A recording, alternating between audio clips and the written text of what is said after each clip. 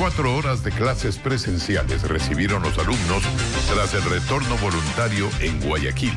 Un impasse entre la ministra de Educación y la alcaldesa de la ciudad dejó 3 planteles clausurados.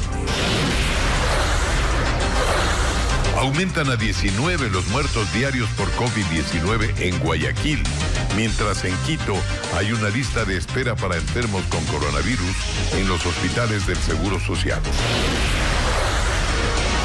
Con tanquetas, lanchas y un fuerte contingente militar y policial, las autoridades buscan frenar la ola de violencia en Guayaquil. Además, esta semana llegarían más de 1000 uniformados para combatir la delincuencia. El excontralor Pablo Celi y otros 12 procesados en el caso Las Torres van a juicio, acusados de delincuencia organizada. El presidente Guillermo Lasso enviará mañana un proyecto de uso progresivo de la fuerza a la Asamblea. Las noticias en Televistazo con Alfonso Espinosa de los Monteros.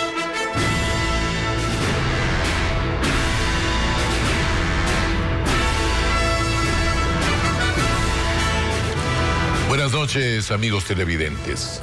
¿Clases presenciales o no? Esta es la polémica ahora, por lo menos en Guayaquil. Tras la visita de la ministra de Educación, 3 planteles fiscales fueron clausurados por el municipio de Guayaquil por permitir el ingreso de alumnos a las aulas de clase. Esta medida se da en medio de una pugna de poderes entre el Cabildo guayaquileño y la cartera de Estado. Melin Ochoa nos informa que la multa a cada plantel clausurado es de cerca de $3.000. En el Colegio Guayaquil Centro Sur de la ciudad, 30 alumnos y decenas de docentes recibieron a la ministra de Educación para el retorno voluntario a las clases presenciales aprobado por el COE Nacional. Pero 4 horas después, ese plantel y otros 3 establecimientos educativos fueron clausurados por el director de Justicia y Vigilancia del municipio. La sanción es la clausura del establecimiento por 30 días y bajo ningún concepto se permitirá presencia de estudiantes. La ministra puntualizó que en Guayaquil el 50% de los colegios tienen la infraestructura y las medidas de bioseguridad adaptadas para disminuir los riesgos de contagios. ¿Podría ser sancionado el COE local? No sabría decirte cuál sería el procedimiento específicamente, porque esto es, como te decía, algo que ya tendría que ser evaluado directamente con el propio COE Nacional. Según el Cabildo, hay 40 niños hospitalizados por COVID-19 y otros 10 en UCI, pero la secretaria de Estado mencionó que estos menores no adquirieron el virus en las aulas, sino en su entorno social y familiar, pues las clases presenciales en el país se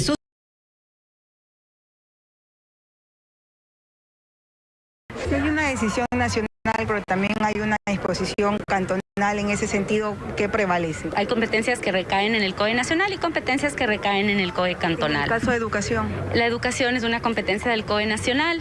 Javier Narváez recalcó que la realidad epidemiológica en el puerto principal es diferente a la situación en otros cantones. ¿Qué hacen los rectores cuando hay 2 disposiciones de autoridades? Lo que tienen que hacer es seguir dando clases de la manera que se ha venido dando, que es unas clases virtuales. Estamos en un periodo invernal con otras enfermedades tropicales de la época y tenemos un alto índice de contagio, de ocupación de camas UCI y de fallecidos en la ciudad de Guayaquil.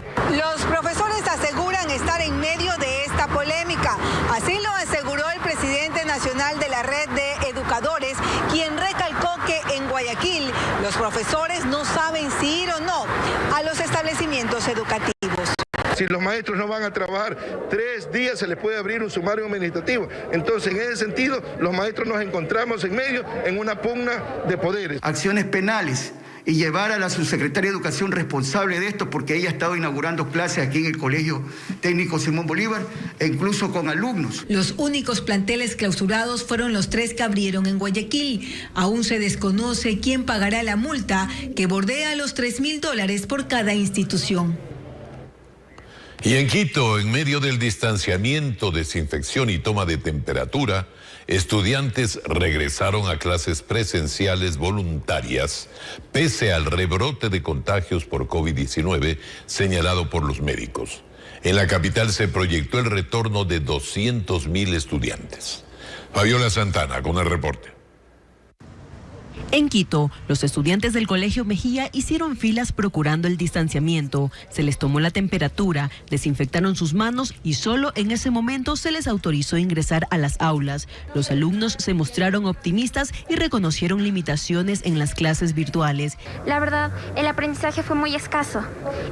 La mayoría de estudiantes podríamos decir que se retiraron de la educación debido a que no tienen los recursos necesarios. El rector de esa institución reconoció el interés de los padres de familia para enviar a sus hijos a las aulas, pues de 5.000 estudiantes, 1.200 retomaron las actividades presenciales. Dijo que es un lugar seguro, pues en los últimos meses solo han registrado un caso de COVID-19. Y obviamente al comienzo fueron pocos los estudiantes, 350, pero a medida que ha ido pasando el tiempo, los padres han ido solicitando poder asistir a clases presenciales. El Ministerio de Educación tenía previsto el retorno de 200.000 estudiantes en Quito, tomando en cuenta que de las 1.400 instituciones educativas, el 76% están autorizadas para el regreso presencial voluntario. Y esto implica que cada institución tiene una realidad diferente. Las autoridades de las instituciones educativas saben que el retorno es absolutamente voluntario para las familias. Estas familias pueden decidir si envían o no a sus hijos a clases. A nivel nacional se proyectó el retorno de más de 1 millón de estudiantes.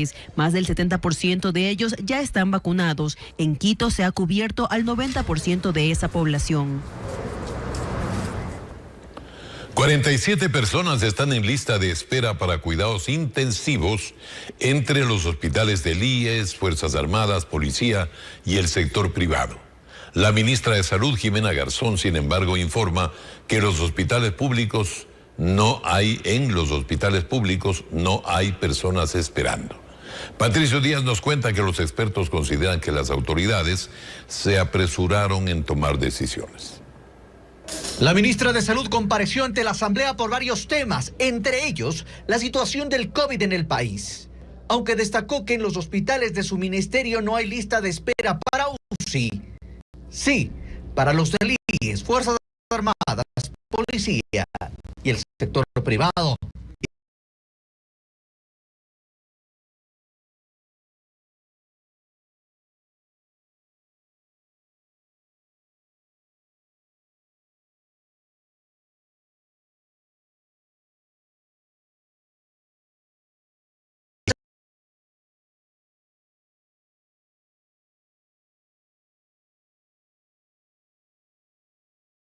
De espera para hospitalización y cuidados intermedios en toda la red de salud del país. Sin embargo, la ocupación está entre el 60 y el 70%. La ministra explica que al rebasar esos límites se toman otras medidas. Es decir, el 75% de camas o de puestos en UCI inmediatamente se activa en cualquier unidad de salud de los subsistemas. A pesar de esta situación, el COE Nacional decidió bajar la alerta. Incluso Quito y Guayaquil pasaron de rojo a naranja. Para varios expertos, las autoridades se apresuraron en esa decisión. Es complicado entender por qué se hizo este cambio de una semana a otra, y teniendo en cuenta que los reportes en la mayoría de los hospitales es que siguen recibiendo pacientes, las UCIs están ocupadas todavía. Tal vez una semana más antes de cambiar las alarmas, digamos así. Pero puesto que el cambio ya se ha producido, entonces hay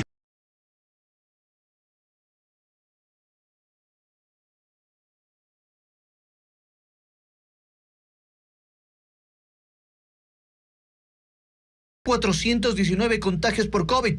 Este lunes, los hospitales tuvieron una demanda de ciudadanos similar a la de los últimos días. El dolor de cabeza, el ardor en la garganta, los escalofríos, todo. La ministra de Salud anunció además durante su comparecencia en la Asamblea que se hará un análisis de los costos de importación y demás insumos de las pruebas PCR para definir un techo a sus precios. Lo mismo se hará para el precio que se paga por un día en UCI en el sector privado. Y en Guayaquil, 19 personas mueren por COVID diariamente, de acuerdo a cifras proporcionadas por la alcaldesa Cintia Viteri. Este incremento también se da en los pacientes ingresados a los hospitales de la ciudad. José Carlos Alvarado nos trae más detalles de la situación de contagio. En la ciudad, los contagios no dan tregua en Guayaquil. Y de acuerdo a la alcaldesa Cintia Viteri, esto se refleja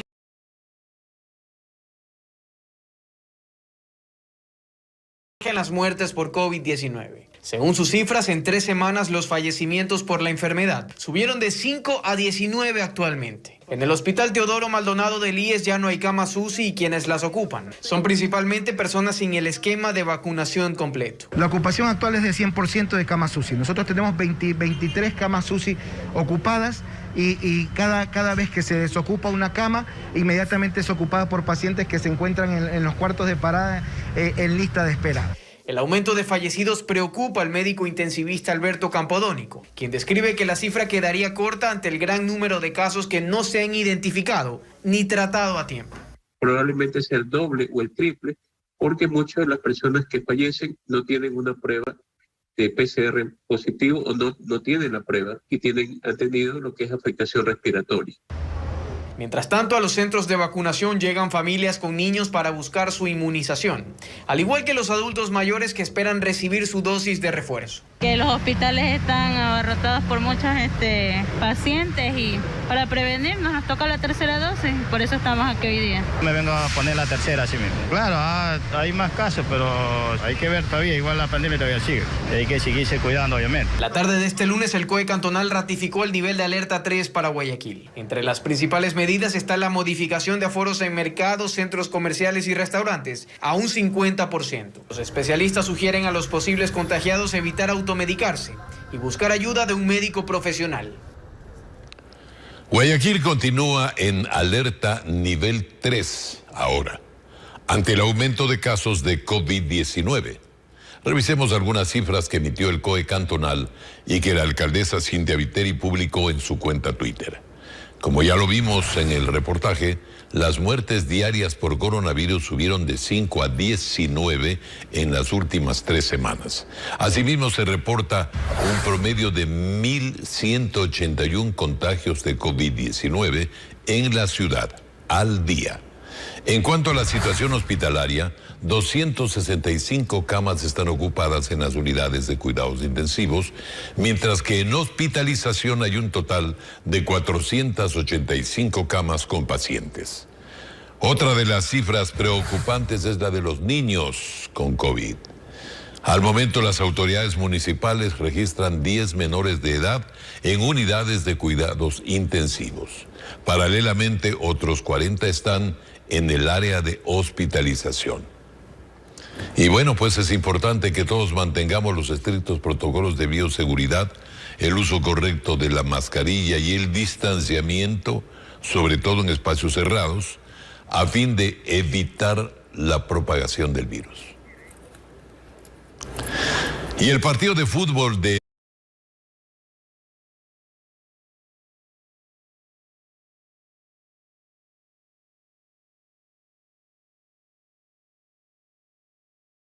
casos de COVID-19 en las últimas semanas.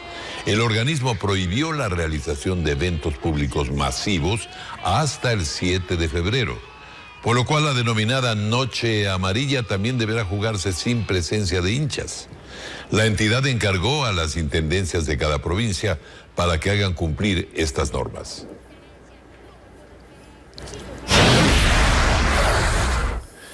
Y pese al anuncio de las medidas para combatir la inseguridad en Guayaquil, la otra plaga, aún se están realizando coordinaciones logísticas para ejecutarlas. Por ejemplo, 1.100 policías arribarían en los próximos días por la falta de espacio para acogerlos. No pueden por el momento.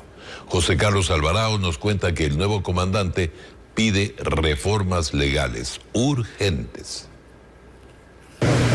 La preocupación por la inseguridad en Guayaquil llevó a reunir a varias autoridades lideradas por el presidente Guillermo Lasso y tomar varias decisiones, entre las que constan el cambio de comandante general de policía, patrullajes por parte de las Fuerzas Armadas, 1.100 policías adicionales para Guayaquil. También se destinaron $9 millones para equipamiento policial. El viceministro del Interior hará base en la ciudad para supervisar las acciones, pero además se aumentará el control fronterizo, sobre todo con Perú, para evitar el ingreso de armas de fuego, y se plantearán proyectos y reformas a cuerpos legales. Sin embargo, hay cosas que resolver para que todo esto se ejecute. Carlos Cabrera, nuevo comandante general y quien reemplaza a la general Tanya Varela, señaló que los 1.100 policías llegarían en esta semana, pero se debe coordinar la logística.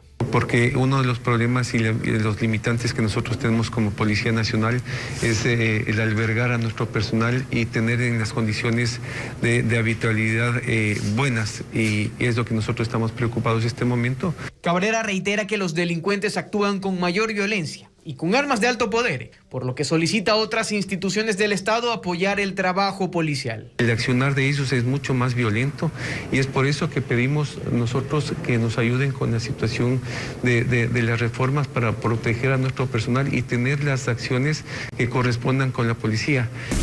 Este domingo las Fuerzas Armadas realizaron una intervención por agua en la playita del Guasmo, zona de un ataque donde acribillaron a 5 personas.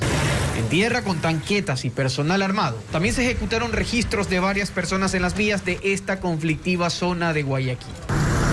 La presencia militar aún no está al 100% en las calles, pero este lunes se pudo observar un operativo militar en el sector de Sauce 6 en el norte de la ciudad, donde los uniformados buscan armas de fuego y más a quienes circulaban por la vía. Inteligencia de las Fuerzas Armadas ha visto los puntos más conflictivos de alto riesgo y nos mandan acá a realizar estos controles a fin de minimizar estos puntos de riesgo para la ciudadanía. Las autoridades y la ciudadanía esperan que en las próximas horas haya más presencia de la fuerza pública, patrullando todas las calles del puerto principal. Y en la frontera norte también se registró una explosión donde sí hubo heridos. Personal policial y militar refuerzan la seguridad en la zona urbana perteneciente al cantón Tulcán, en Carchi, debido a la detonación de un artefacto a pocos metros de territorio ecuatoriano. Paola Andrade con el informe.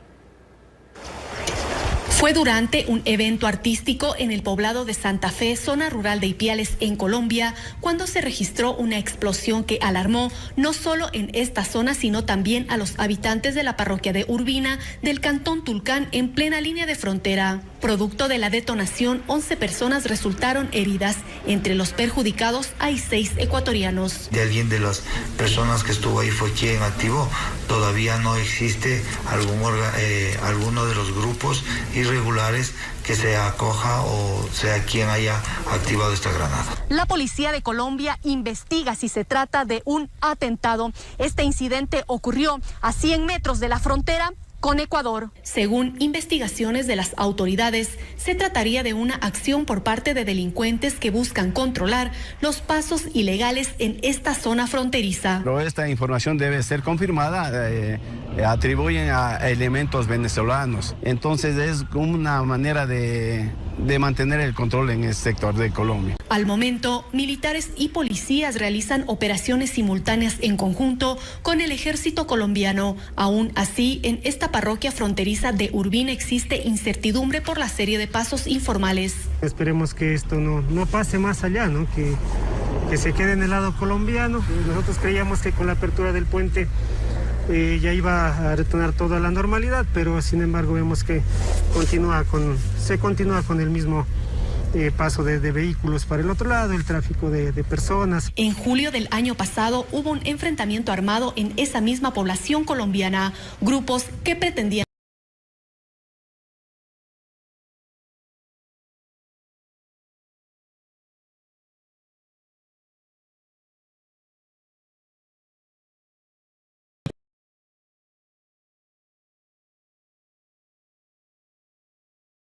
Mañana, el presidente enviará un proyecto sobre el uso progresivo de la fuerza. Paul Romero con el informe. La lucha contra la delincuencia y el crimen organizado no es una tarea exclusiva del Ejecutivo, señaló este lunes la ministra de Gobierno Alexandra Vela, y cuestionó a la Asamblea Nacional, en especial a la Comisión de Seguridad, por el represamiento de varios proyectos de ley. Llevamos 8 meses y ya es hora de que esta comisión por lo menos emite el informe para primer debate de aquellos proyectos de ley. Sin el marco legal, según Vela, la fuerza pública no cuenta con las suficientes herramientas para enfrentar la escalada de violencia criminal en las calles. Citó algunos proyectos en trámite desde hace varios años: el Código de Seguridad, la Ley Orgánica de la Policía Nacional, Ley de Inteligencia, Ley sobre el uso progresivo de la fuerza. Contar especialmente en la Policía Nacional y en este ministerio con las herramientas indispensables para poder enfrentar la delincuencia organizada. porque en este momento no las tenemos. El fin de semana, el presidente Guillermo Lasso anunció que enviará otro proyecto de ley sobre el uso progresivo de la fuerza. Sería el segundo que pasaría a la Comisión de Seguridad. Tiene un conjunto de normas alrededor de 5 ejes para lograr aquellas normas o modificar aquellas normas específicas que se requieren para que la acción policial y la investigación de carácter policial se pueda desarrollar de la manera más rápida posible. El proyecto será presentado este martes en la Asamblea Nacional.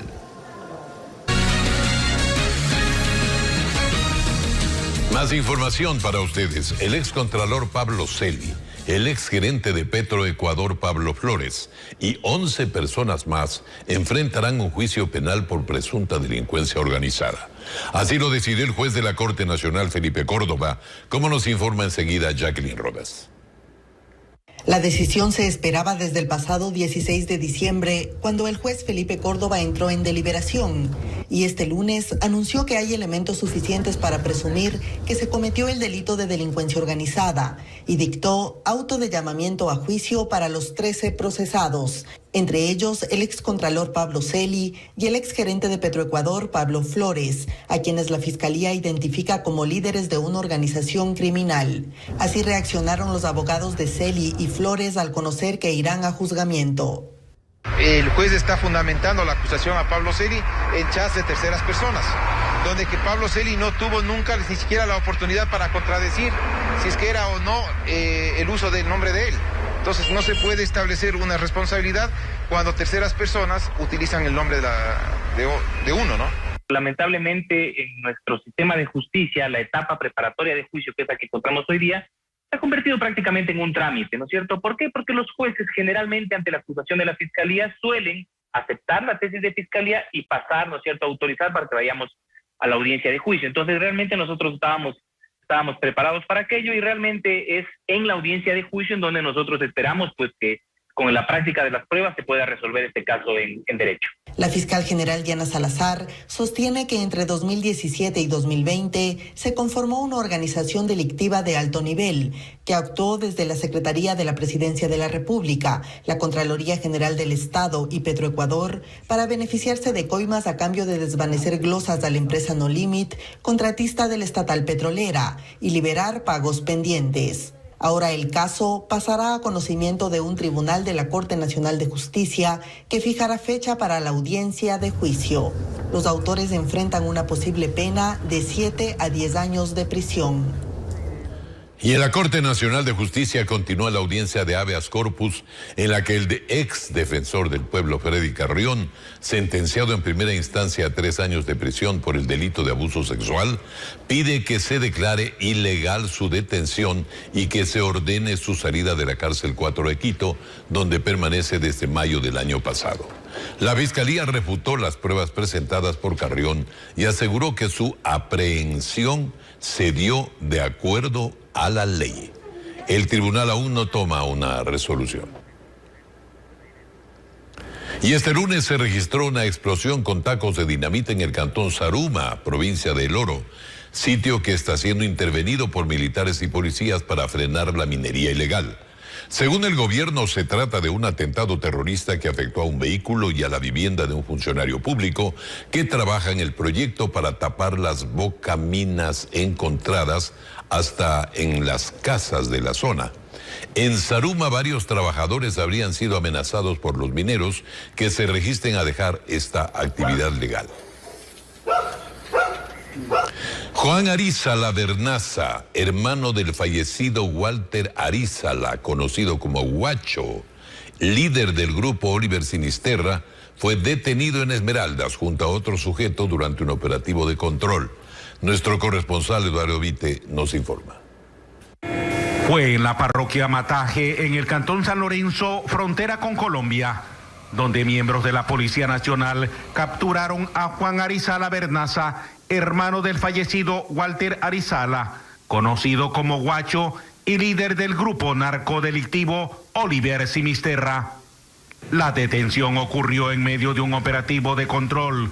El jefe del distrito de la policía explicó que además junto al sujeto viajaba otro hombre identificado como Daniel Céspede. Un operativo procede a realizar un registro personal a 2 ciudadanos que se movilizaban en una motocicleta, a quienes se les encontró en su poder a cada uno un arma de fuego tipo pistola, por lo que fueron inmediatamente aprehendidos y fueron puestos a órdenes de la autoridad competente.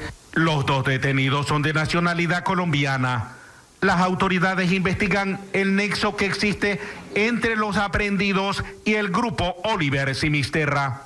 Esto no quiere decir que hayan cometido algún delito por ser hermanos de alias Guacho, ¿no? Entonces, las investigaciones tendrán que determinar qué hacían en nuestro país. Tras la audiencia de flagrancia, se ordenó prisión preventiva para ambos por el delito de tenencia ilícita de armas. Los 2 sujetos fueron trasladados al Centro de Rehabilitación de la Tacunga en Cotopaxi, mientras continúa la investigación del vínculo entre los aprehendidos. La violencia sigue ganando terreno en la provincia de Sucumbíos. 2 nuevos ataques armados dejaron 5 muertos en 2 barrios de Lago Agrio. De momento la policía ha evitado dar declaraciones sobre estos hechos. Nuestra corresponsal Viviana Chica tiene un reporte. Hay consternación en el cantón Lago Agrio, en la provincia de Sucumbíos, ante el aumento de las muertes violentas en esta localidad. Y es que tan solo en la noche de este domingo, 4 personas fueron asesinadas a tiros en el barrio Estrella del Oriente. Según información preliminar, las víctimas estaban libando cuando llegaron 2 sicarios a bordo de una moto y abrieron fuego contra ellos. Pocos minutos después, cerca de esta zona, en el sector Esmeraldas Libre, también ocurrió otro crimen. Un hombre fue asesinado con varios disparos. Pese a estos 2 hechos violentos que dejaron 5 fallecidos, la policía no ha querido dar declaraciones. Este es el segundo fin de semana consecutivo en el que el terror por las muertes violentas se apodera de Sucumbíos, pues el pasado 16 de enero se reportaron 8 crímenes. En menos de un mes ya se han registrado 22 asesinatos en toda la provincia. Una rectificación: en la emisión del 11 de enero, en un reportaje mencionamos a Gustavo Ruiz como presidente de la Cámara de la Pequeña y Mediana Industria de Pichincha, CAPEIPI, cuando él ya no ostenta ese cargo. Aclaramos la Borja Araujo. Continuamos. En 3 meses se acabarían los recursos que compensan el seguro de salud y en 3 años los del Fondo de Jubilación del IES. Las autoridades de la institución piden ayuda para que se concrete el pago de la deuda estatal que supera los 8.000 millones de dólares. Es la única solución, la más directa y la más práctica. Claro, el gobierno tendría que sacar el dinero, no sabemos de dónde. Patricio Díaz con el tema. El Fondo del Seguro de Salud, con el que el Instituto Ecuatoriano de Seguridad Social cubre las atenciones médicas de afiliados y jubilados, se agota. Según explica el presidente de la entidad, de 2021 les queda un saldo de solo 82 millones de dólares. Quedaba un saldo muy pequeño. Prácticamente este fondo se nos acabará en marzo o abril. Es que el déficit entre ingresos y egresos al seguro de salud se compensa con esos recursos. El año pasado ese hueco fue de 361 millones de dólares. Pero no es todo. El fondo de jubilación tiene un déficit de 2.400 millones de dólares anuales. Entonces, si tenemos un fondo para la jubilación de 6.000 millones, este fondo va a durar 3 años. Por eso advierten sobre la urgencia del pago de la deuda del Estado al IES. Esta asciende a 8.384 millones de dólares. De ellos, solo al seguro de salud se le adeudan 4.526 millones de dólares. Esta deuda sigue creciendo desde hace 20 años. Hemos presentado las gráficas y todo lo demás. No se ha cobrado durante 20 años un solo dólar de la deuda de salud. Para el 2022 se espera un pago de algo más de 470 millones de dólares. Pero frente a la crisis de la institución, el presidente del Consejo Directivo hace un pedido a la Asamblea. Solamente es la Asamblea la que puede cambiar los parámetros para calcular la jubilación y un poco hacer un trabajo con la sociedad civil, porque cada vez el número de afiliados aportantes frente a jubilados ha bajado paulatinamente. En cuanto a los medicamentos, invertirán 180 millones de dólares en 2022. Reconocen que es un presupuesto menor al del año pasado. La idea no es reducir las medicinas a los afiliados. La idea es que los afiliados tengan la medicina adecuada, para no tener los problemas que hemos mantenido. Las autoridades comparecieron ante la Comisión de Salud de la Asamblea. Independientemente de... 5 días después del asesinato de un ciudadano holandés en Guayaquil, la policía sigue buscando al hombre que le disparó para robarle. Tras este crimen resurge el dilema en temas de seguridad entre el municipio y el gobierno. Mientras Canadá y Estados Unidos mantienen la alerta a sus ciudadanos que piensen visitar Ecuador. Fernando Terranova nos explica. No solo que las autoridades no han capturado al delincuente que mató a un ciudadano holandés en el Cerro Santa Ana el pasado miércoles, sino que 5 días después del crimen, ni el municipio ni la policía indican las medidas concretas que se tomarán para combatir la inseguridad en esa zona turística, muy reconocida por los extranjeros cuando visitan el puerto principal. Desde el municipio se deslindan y recuerdan que la seguridad es competencia de la Policía Nacional. Toda la seguridad, como dice la Constitución, le corresponde al Estado central. La alcaldesa Cintia Viteri anuncia que fiscalizará los recursos dados a la seguridad ciudadana por el Cabildo porteño. Guayaquil exige ahora resultados de los millones invertidos en materia de seguridad, porque aquí entran a un restaurante, matan a todo el mundo. Del otro lado, la institución policial asegura que patrullan ese lugar con personal especializado en turismo, resguardando los más de 300 escalones. Pero el coronel Manuel Vallejo, subjefe policial del Distrito 9 de Octubre, dice que la labor se dificulta por la geografía del cerro. Como ustedes pueden darse cuenta, existen muchas puertas, ¿no?, que dan salida al malecón, que dan salida acá al cerro por la morgue. También dan otras salidas que nos dan al faro. Mientras tanto, la ciudadanía sigue preguntándose entonces de qué han servido las cámaras de seguridad, dónde estaban los policías y los agentes metropolitanos para resguardar esta zona turística. Como usted ve, solamente hay un guardia por callejón, donde yo pienso que debería haber más guardias y policías al mismo tiempo por lo que ha pasado ahorita. Es que se haga un registro y una revisión de todas las cámaras que existen en estos locales.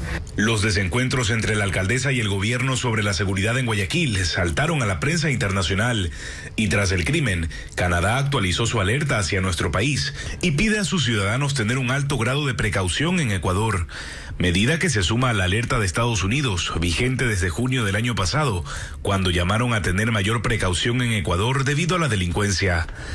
Por su parte, el gobernador del Guayas, Pablo Arosemena, afirma que sí se está combatiendo a la delincuencia. No se tratan de alertas de ahora, sino desde hace casi, medio año atrás, pero la situación es que Ecuador tiene muchas oportunidades. En el 2001, el Cerro Santa Ana fue un ejemplo de la regeneración urbana. Entonces se creó incluso una ordenanza para regular aquella área, contemplando temas como el manejo del espacio público, de la seguridad privada, entre otros. Pero esta zona regenerada, con el tiempo se ha ido degenerando, debido al asedio delincuencial. Ya ven ustedes cómo el turismo se afecta con este grado de violencia que vivimos en el país. Y por eso vamos a revisar cuántos turistas holandeses han ingresado a nuestro país en los últimos tiempos. En el 2019, 18.798 entraron a Ecuador, según los registros migratorios. En el 2020, año en que se inició la pandemia, arribaron 6.217. En el 2021, cuando comenzó una leve recuperación del tráfico aéreo y del turismo, se contaron 7.281 ciudadanos holandeses. Pero el año pasado llegaron al aeropuerto de Guayaquil José Joaquín de Olmedo más de 702.000 pasajeros de diferentes partes del mundo. Esta es una cifra considerable que hoy está peligrando debido a la ola delictiva desatada en el puerto principal, como para meditarlo y para que las autoridades actúen con mejores argumentos. En el cantón Ventanas, provincia de Los Ríos, 2 mujeres fueron asesinadas por 2 sicarios que llegaron en moto. Las víctimas estaban reunidas afuera de una casa cuando les dispararon. Y mientras tanto, en el cantón Arajuno, provincia de Pastaza, ciudadanos optan por no recibir la vacuna contra el COVID. pero paralelamente los casos de contagio por el virus aumentan en este territorio que cuenta con más de 8.000 habitantes. Nuestra corresponsal Joana Duche tiene el informe. El cantón Arajuno en la provincia de Pastaza se encuentra en semáforo rojo, mientras la campaña de vacunación avanza lento. En el territorio mayormente habitado por población quichua y guaraní, solo cuenta con el 52% de sus ciudadanos vacunados, no por falta de dosis, sino porque sus habitantes han decidido no recibir la inoculación por preferir su medicina ancestral. Yo he tomado la decisión, no. En mi familia, no sé, tal vez mi mujer es como le digo, mestiza. Y dentro de ello claramente está especificado en la Constitución. Tenemos nuestros propios derechos. Según datos del Ministerio de Salud, en el cantón se reporta solo una muerte por coronavirus y se manejan 2 casos de fallecimiento por sospecha desde el inicio de la pandemia. La vacunación o la resistencia que tenga la gente de las comunidades, las medicinas ancestrales o medicinas naturales que ellos tienen, pueden haber influido en la baja cantidad de casos en territorio. Pero los casos han incrementado, pasando de 2 casos positivos la semana pasada a 28 durante lo que va de esta. Por la relajación ciudadana, el municipio de Arajuno adoptó medidas. Está prohibido abrir centros de diversión, discotecas, bares, cantinas. La dirigencia indígena de la nacionalidad quichua de la localidad, días atrás, optó por no permitir las campañas de vacunación en sus territorios, pero en vista de la obligatoriedad de la presentación del carné, ha permitido que cada ciudadano decida libremente si se inoculan o no. No vamos a decir también a nuestra gente obligar que se vacune, entonces la decisión de cada uno. En este cantón, solo la obligatoriedad del carné hace que las personas opten por recibir la vacuna del COVID-19. El COE Metropolitano de Quito ratificó que la capital pasa de alerta roja a naranja y sugirió, tal como lo sugirió el COE Nacional, este fin de semana. Y con esto se reactivan los centros de diversión nocturna, de tolerancia, gimnasios y otros puntos, pero siempre con aforo limitado. Fabiola Santana nos informa. Fue el alcalde Santiago Guarderas quien ratificó que Quito pasó de alerta roja a naranja. En el COE Metropolitano hemos resuelto que en la semana del 24 al 31 de enero la ciudad de Quito pasa a alerta naranja. El sábado anterior ya lo había hecho el COE Nacional. De esta manera se reactivarán algunas actividades económicas con control de aforo. Los bares, discotecas, centros de tolerancia, de diversión nocturna y de entrenamiento atenderán con un aforo del 30%. En el transporte público con el 50% en horas pico y 75% en horas valle. En restaurantes al interior con el 60% y al exterior con el 70%. En centros comerciales, supermercados, mercados y gimnasios sin contacto con el 65% de aforo y cines y teatros con el 50% de aforo. Lo criticó el presidente del Colegio de Médicos de Pichincha. Ya desde la semana pasada aforos, pero no se los cumple. Una cosa es exhortar a la comunidad y otra cosa es hacer medidas de control. Sin embargo, las autoridades municipales reiteraron que estas decisiones se toman con base a los informes epidemiológicos. Según datos del Ministerio de Salud, la primera semana de enero se registraron 2.000 nuevos contagios en Quito, la segunda semana 13.700 y esta última semana 13.800, mientras que el 92% de la población cuenta con su esquema completo de vacunación. Las medidas serán nuevamente evaluadas por el COE Metropolitano este lunes. Bien amigos, el tiempo se fue, estamos concluyendo. Les agradecemos a ustedes por habernos acompañado. Que pasen muy bien. Buenas noches.